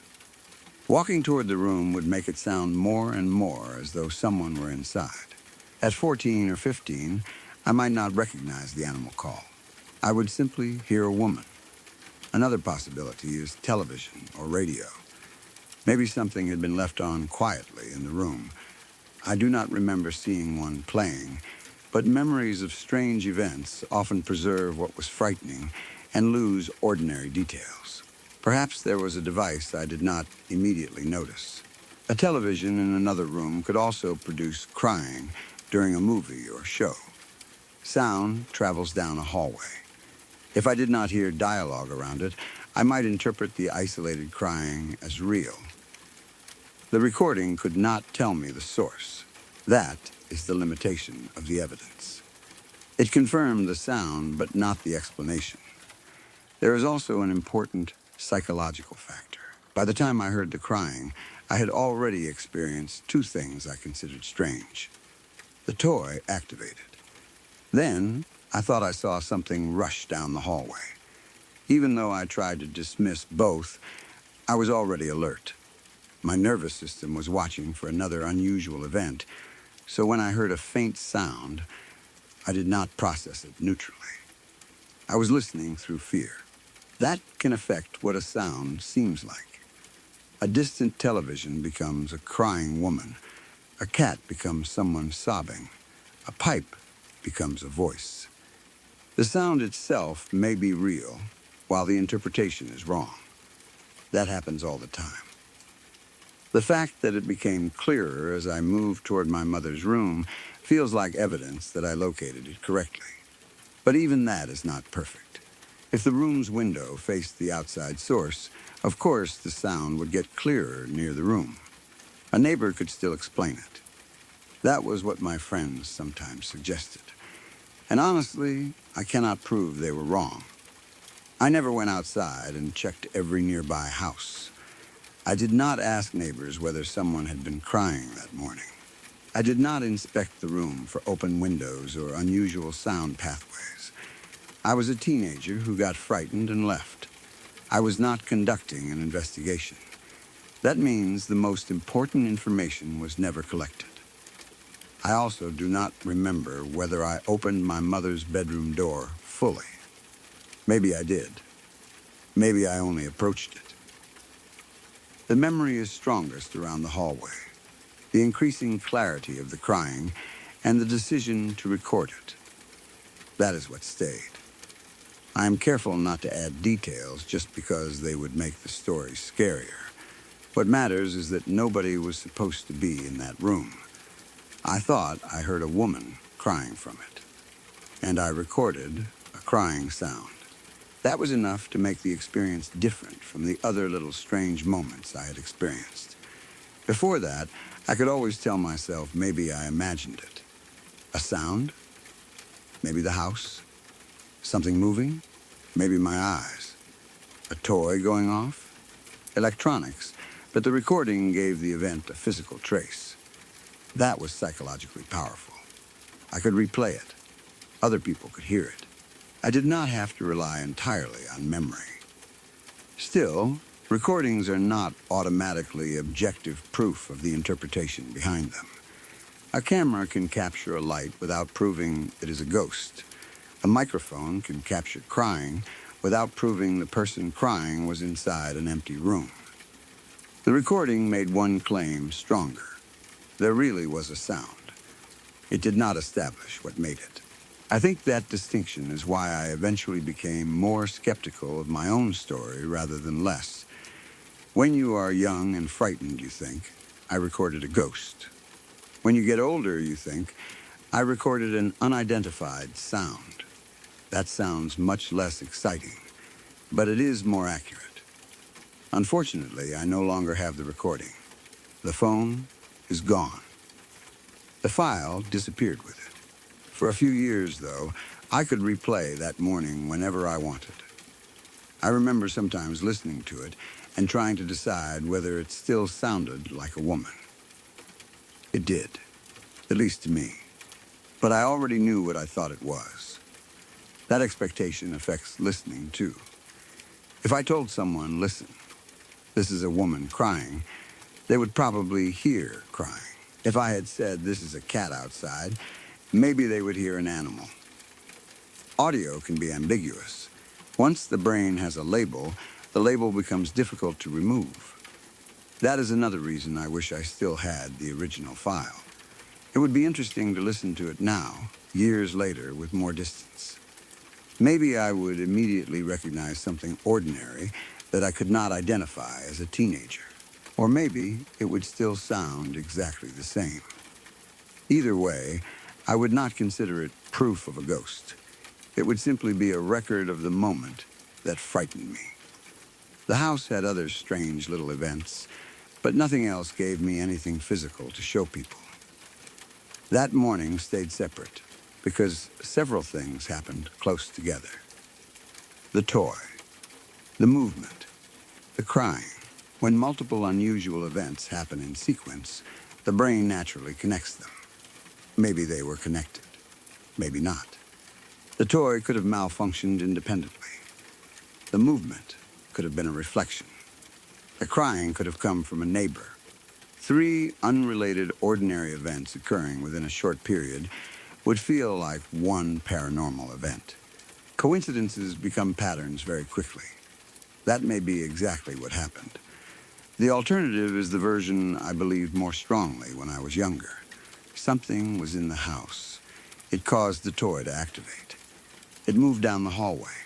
Then I heard it crying in my mother's room. That creates one simple explanation for everything. But simplicity does not make it true. It actually requires a very large assumption that some unseen entity was present. The ordinary version requires several smaller coincidences. Faulty toy, peripheral vision, outside sound. Neither version can be proven now. I also think being home alone mattered. If my family had been there, the sequence might have felt completely different. The toy goes off. My brother gets blamed. Something moves in the hall. Probably Mom, crying from the bedroom. Maybe someone is upset. Normal being alone removed all of those automatic explanations. Every sound became a question. Who did that? What moved? Who is crying? When nobody is supposed to be there, ordinary events lose their obvious sources. That creates fear very quickly. The house had not physically changed. My interpretation had. That does not mean I imagined the entire thing. It means isolation made uncertainty much harder to tolerate. I sometimes think the scariest moment was not actually hearing the crying. It was walking toward it. Every step made me commit more fully to the idea that something was wrong. From the living room, I could still say, maybe it was outside. Halfway down the hall, it seemed clearer. Closer to the bedroom, clearer again. At some point, I had to choose between continuing and stopping. I stopped. The old flip phone became a compromise. I was not brave enough to fully investigate, but I wanted enough evidence to prove to myself later that I had not made it up. So, I recorded. That felt important at the time. Then I left. Looking back, leaving the house was probably reasonable regardless of whether anything paranormal was happening. If you are a teenager home alone and genuinely believe there may be an unknown person in another room, you should not go looking for them. A real intruder is more dangerous than a ghost. At the time, I did not really think about that distinction.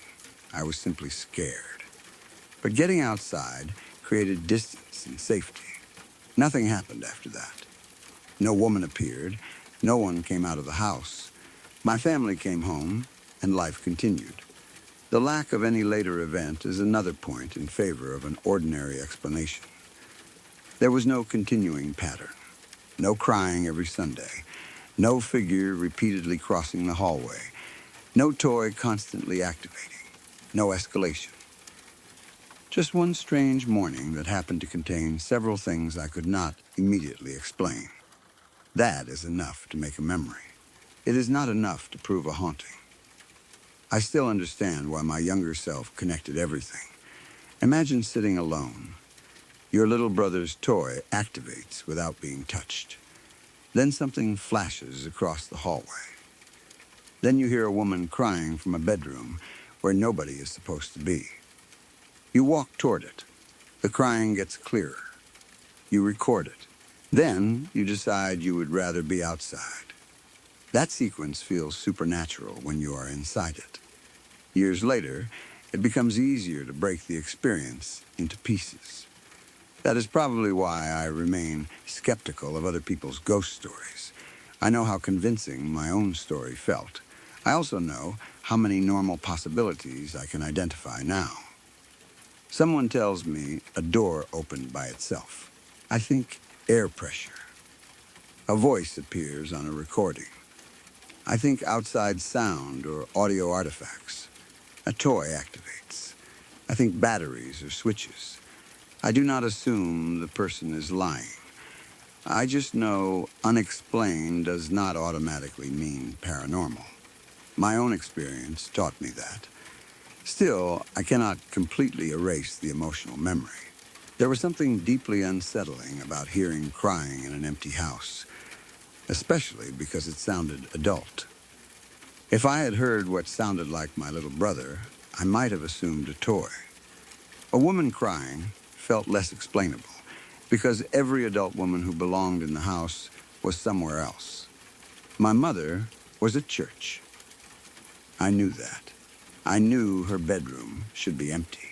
And yet the closer I got, the more it sounded like somebody was inside grieving. I think that is what made me stop. Some sounds trigger empathy even before fear.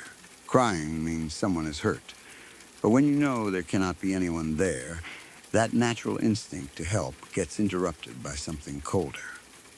Who am I hearing? That was the question. I never answered it. The closest I came was the recording. For years, the file sat on my phone. I could press play and hear the sound again. Friends could hear it too. Some believed me. Some did not. Some wanted me to tell the story to other people because they thought it was creepy. I usually felt embarrassed, partly because I knew how it sounded, partly because I would probably question someone else telling me the same thing. I never wanted to be the person saying, I know ghosts are real because I have proof. I did not have proof of that. I had proof that my phone's microphone picked up what sounded like crying. That is a very different claim. I wish I still had the recording, but maybe losing it is appropriate in a way. Without it, the experience is back to being what most strange memories eventually become. A story, something I remember, something other people can either believe or dismiss. There is no evidence left to argue over, no way to analyze the audio, no way to identify background frequencies or compare the sound to animals or voices. Nothing. Just my memory of standing in that hallway with an old flip phone held out in front of me. I was 14 or 15. My family was at church. The house was supposed to be empty except for me. A toy had started making noise by itself. Something had seemed to race past the hallway. I had explained both away. Then I heard the crying. I tried explaining that away, too. Maybe neighbors, maybe outside, maybe some strange acoustic effect. So I walked closer and closer. The sound became clearer. That was the point where I stopped trying to convince myself I was comfortable. I started recording. Then I backed away, returned to the living room, and eventually went outside. Maybe it really was a neighbor. Maybe an open window carried the sound directly into my mother's room. Maybe the toy was faulty and the hallway movement never happened at all. Those are reasonable explanations, and today I would probably choose them before anything supernatural. But there is one reason the memory never disappeared completely. All the other strange things in that house existed only in my head after they happened. That Sunday, for a while, I could take out my flip phone, press play, and hear the woman crying again.